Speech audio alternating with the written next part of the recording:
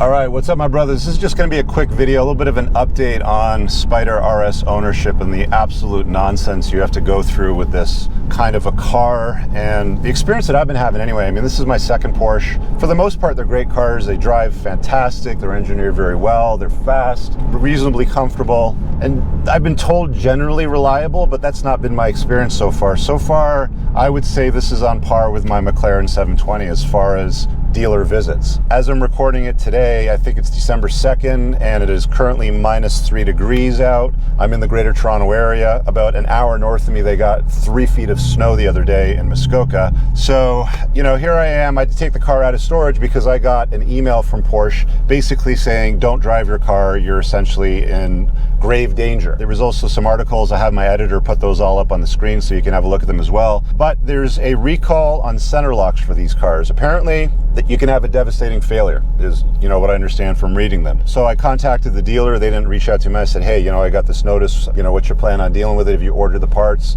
can we get them in first thing in the spring? Because, you know, I use my cars for rallies. This car should be stored right now. I shouldn't be driving it. It's literally clean, detailed. Tires are overinflated, fuel stabilizer in the tank, all the stuff you do to store a car. And I basically had to pull it out of storage to drop it off to the dealership today because they won't order the parts until they inspect the car, which doesn't make sense. They have the VIN, they should know what parts were installed in the car at the factory, but for them to order the parts to deal with the recall, they have to have the car in to inspect it. I don't know what they do, and then they order the parts. The problem with parts I've found with Porsche for some reason is they take a lot longer than other brands. They certainly take longer than McLaren in my experience. I remember having the car at the dealership and they'd be like, yeah, we'll order the parts, it'll be here in a week. The last time I had to order something was, I think, a HASM control unit or something to do with the suspension. I can't remember what it's called exactly, but that took about 5 or 6 weeks to come in before it could get installed. It comes from Germany. I'm not sure what happens. Maybe Helmut needs to go to the back of the warehouse to pull it off a shelf or something, but it takes a lot longer than I thought it would, especially for a brand like this. It's basically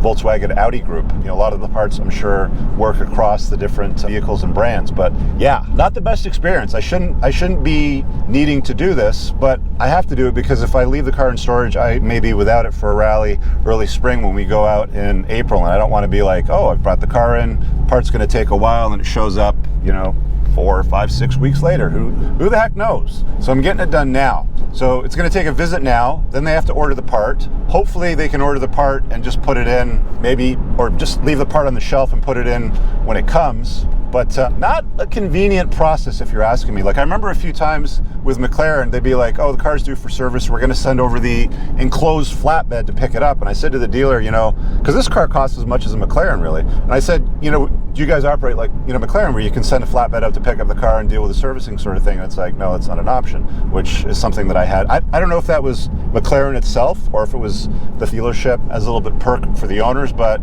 I just found it was a lot better there. Anyway, great car, love it to bits. Hopefully this won't be a continued issue, but just wanted to give you guys an update because you're often asking about the cars you see on the videos and in the channel and wanting to know what's going on with them, what I think of them. Well, this is what I think of the Spyder RS. Fantastic car, drives amazing, and you know what I'll do at the end of this? I'll give my editor a little clip of me ripping this car when it's running perfectly, and it is godly. It is a biblical drive, if I can be absolutely honest with you, so you can end on that positive note. But yeah, here I am at the dealer again. You guys have an awesome day. Peace out.